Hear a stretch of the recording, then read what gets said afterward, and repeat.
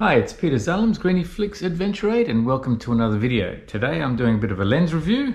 So we've got the Nikon D500 with a Nikkor F-mount lens, and the focal length is 28mm to 300 with two bodies actually. The Nikon D500 and also the Nikon Z6.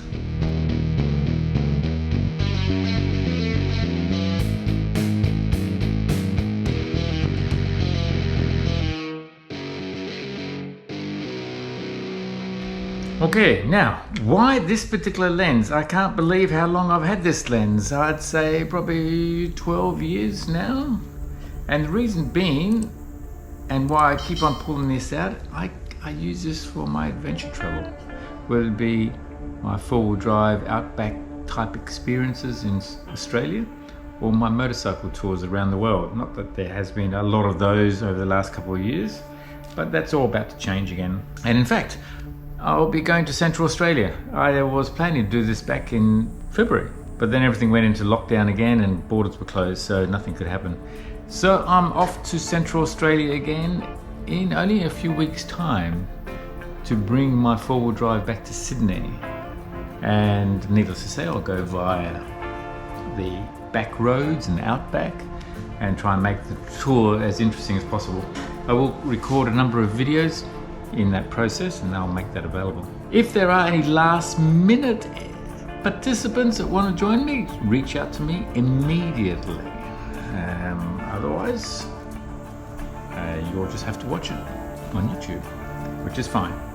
This lens, yes, so I got this must have been about 12 years ago when I got my D700.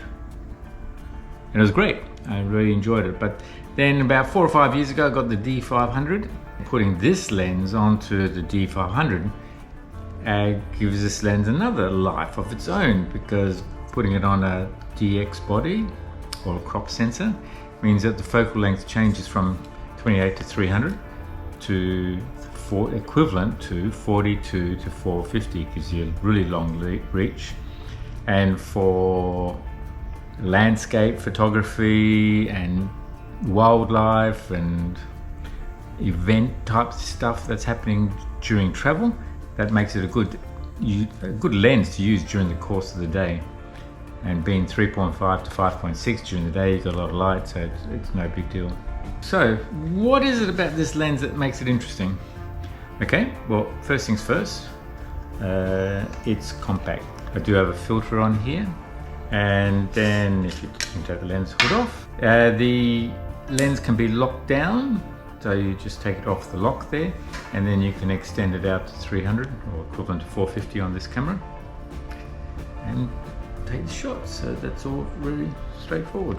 There are a number of settings. You can have automatic with manual override, or you can have pure manual as far as focus is concerned. Your vibration reduction.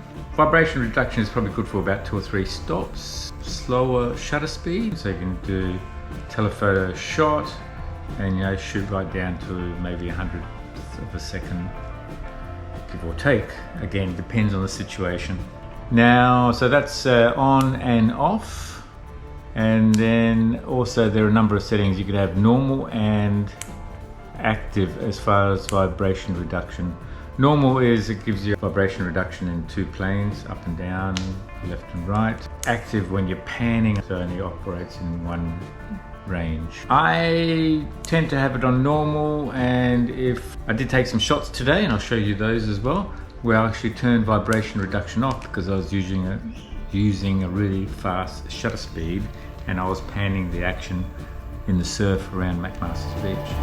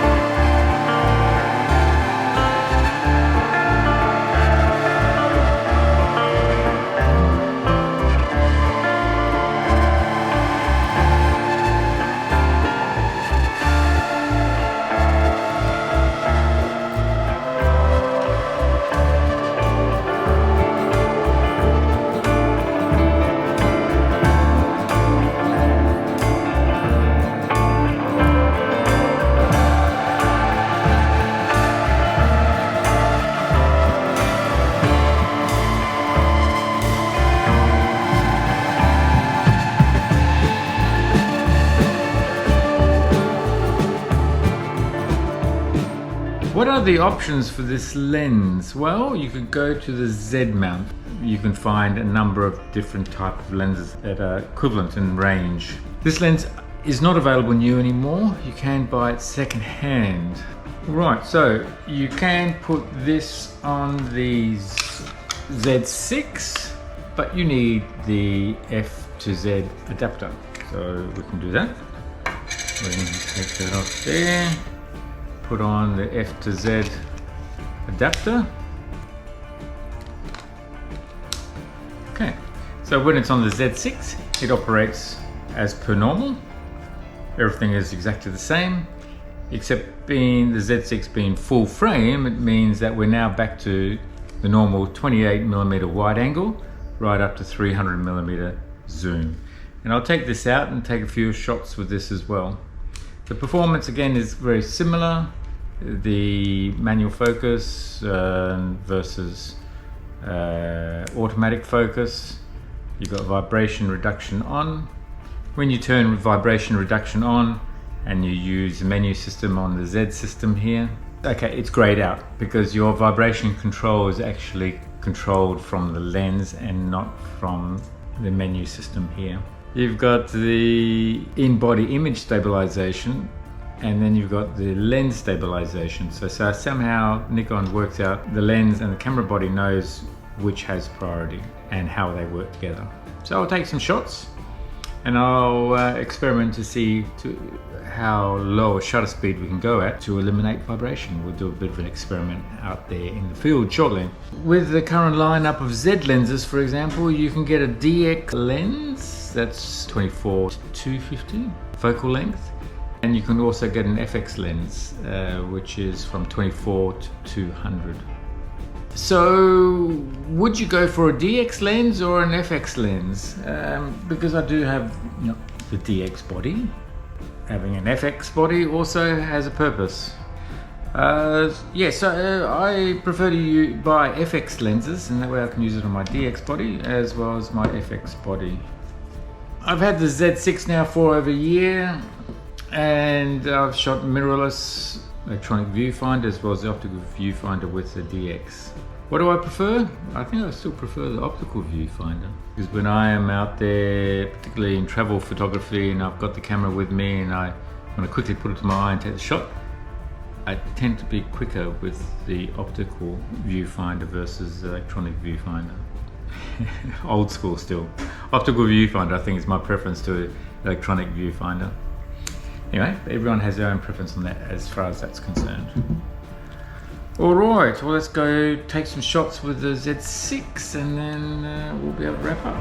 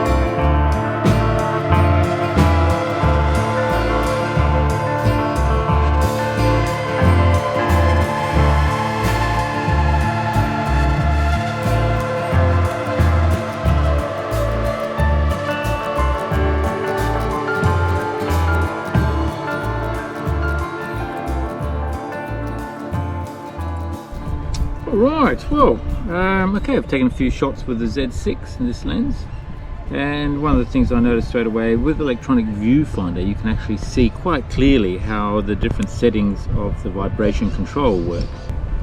If you have it in the normal setting, then it's vibration control in the vertical as well as in the horizontal, and then when you have it in the active mode, then it's only doing vibration control in the vertical, so that you can actually pan and it doesn't sort of jar like this.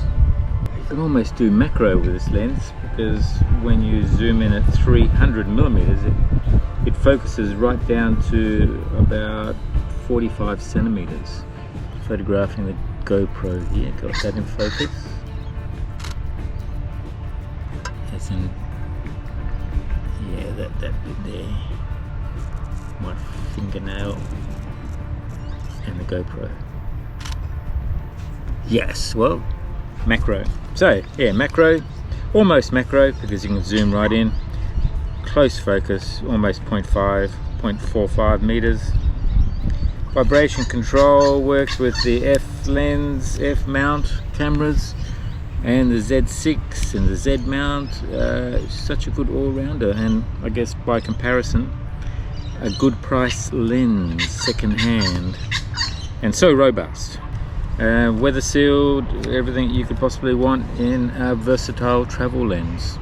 Well, I hope you like the photos. We were just really focused on this lens. I think it's still a good value for money lens. If you are traveling, this is a good all-rounder. It will give you wide angle to telephoto if you're using a full frame body, and if you're using a DX body like this one, well, then it gives you that range of 42mm right up to 450mm telephoto length, which is great for landscape and also for wildlife photography, nature photography.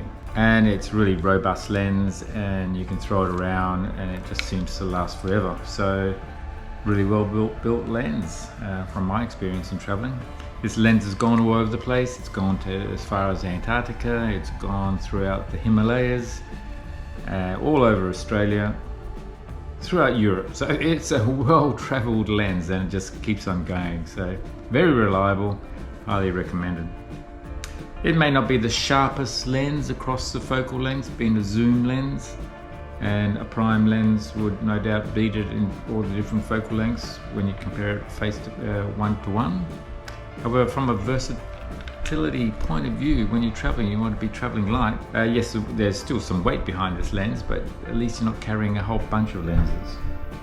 The only other lens I would probably carry for the DX will be actually a DX lens, which is the 10 to 24mm DX lens. I hope you've enjoyed this video. If it's the first time to my channel, then do press subscribe and notifications. You'll be notified when the next video is out. If you liked the video, then give it a thumbs up. I hope you enjoyed the video, and I look forward to seeing you on the next video. The next video, well, one of the next videos that will be coming out will be the Central Australia trip. Keep an eye out for that. Thanks for watching. Cheers. Bye.